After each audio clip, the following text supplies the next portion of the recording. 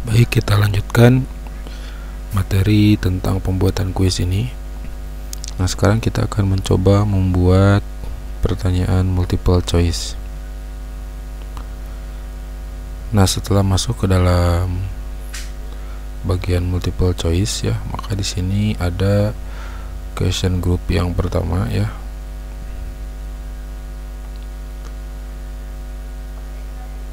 Misalnya, siapa presiden pertama Indonesia?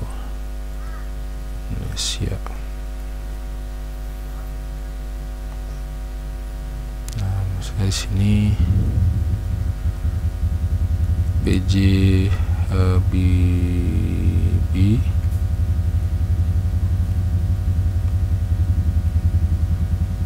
kemudian Soekarno, kemudian Soeharto misalnya ya. Nah, maka langsung ditentukan jawaban yang benarnya yang mana. Misalnya jawabannya Soekarno, nah maka diklik seperti ini.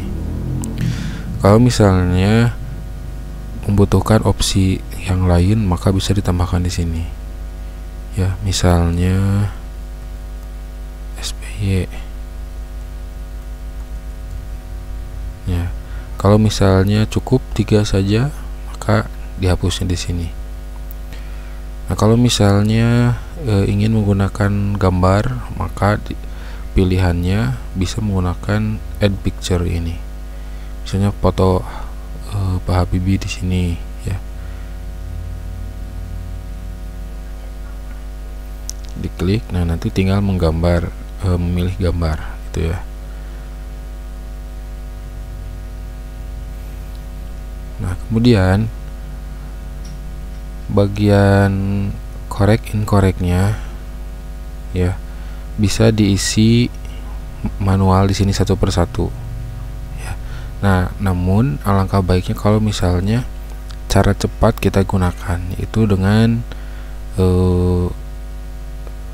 memasukkan teks ke dalam semua pertanyaan secara otomatis melalui bagian properties ini ya. Nah, nanti akan kita pelajari. Nah, kemudian bagian skor ya, kita tentukan persoalannya berapa skornya. Jadi kalau misalnya sobat membuat 10 pertanyaan, maka kalau ingin maksimalnya 100 berarti 100 dibagi 10 seperti itu. Tapi ini tidak terlalu masalah karena nanti dalam kelulusan bisa menggunakan persen. Jadi walaupun skornya misalnya tidak 100, misalnya skor maksimalnya 45 misalnya, tapi yang digunakan untuk kelulusan adalah persennya, maka misalnya 75% dari 45 seperti itu. Jadi tidak menggunakan skor KKM atau kriteria ketuntasan minimalnya misalnya 75 dalam skor, tidak, tetapi 75 dalam persen gitu. Jadi tidak masalah berapa skor maksimalnya juga. Nah, jadi ini fungsi ini nanti kita bisa rubah di sini. Misalnya jawaban benar ya, jawaban benar, selamat misalnya gitu, atau alhamdulillah gitu. Kemudian di sini maaf, jawabannya masih salah gitu ya. Nah, kemudian feedback ini ya mengenai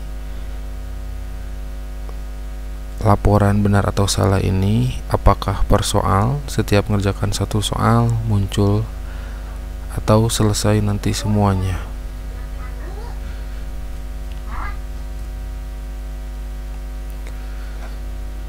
Nah, jadi untuk melanjutkan apakah per soal muncul feedbacknya atau tidak sama sekali ya. Nah, kemudian di sini kita biarkan saja ya, seperti ini dulu. Nah, hanya ini biasanya untuk latihan ditetapkan 3 kali kesempatan. Jadi attempts itu kesempatan menjawab ya, biasanya 3 kali. Kalau misalnya untuk ujian biasanya 1 kali.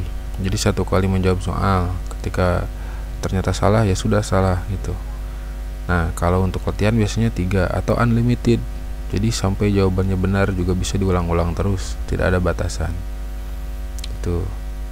Kemudian di sini bisa menentukan waktu ya, berapa menit soal ini dikerjakan. Itu.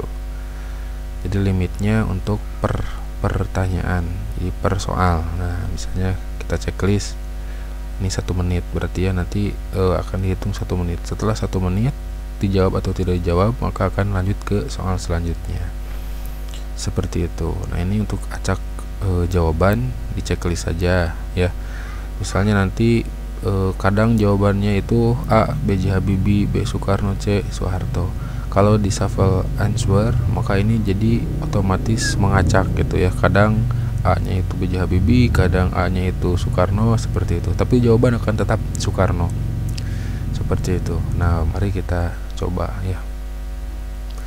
Untuk mengeceknya gunakan preview ya, dan di sini previewnya bisa yang mana saja. Karena kita baru ada 1 soal ya, preview ini aja.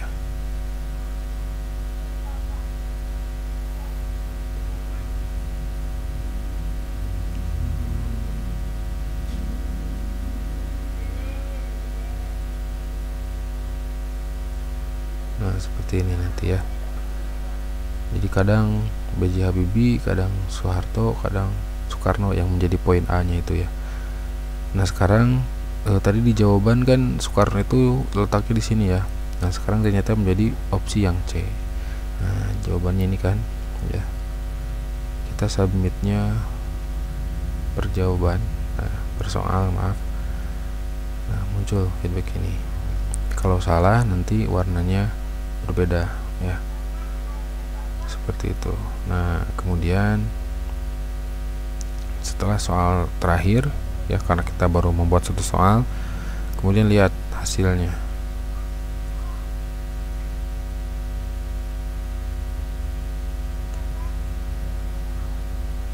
Nah, karena kita belum sampai sana ya, kita kembali saja dulu. Nah, di sini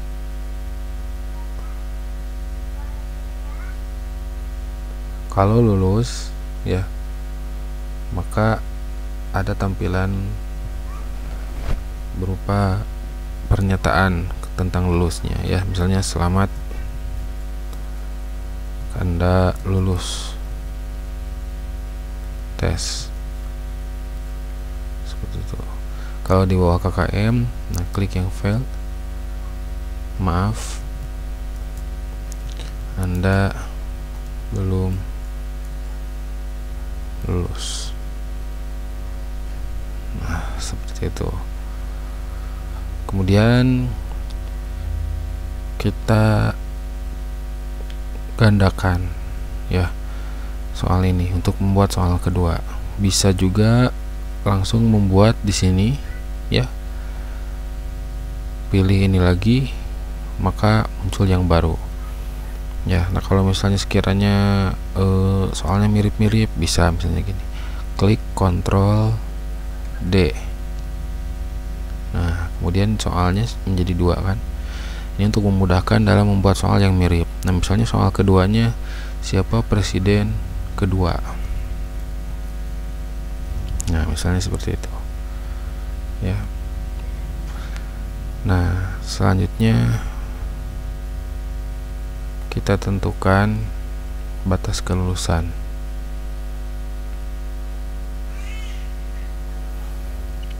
Nah, untuk menentukan batas kelulusan bisa di bagian quiz scoring. Nah, ini ya. Jadi kelulusannya itu harus di atas 80% misalnya. Atau misalnya berupa poin juga bisa. Ya. Nah, untuk memudahkan di dalam persen saja. Jadi skornya bisa jadi tadi 45 misalnya. Nah, maka kalau menentukan passing grade-nya 80%, kita tidak harus menggunakan poin maksimal 100 gitu kan. Seperti itu. Nah, misalnya seperti ini ya. Kita simpan.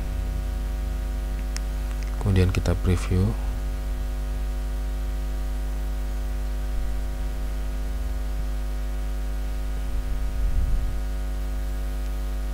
Presiden pertama,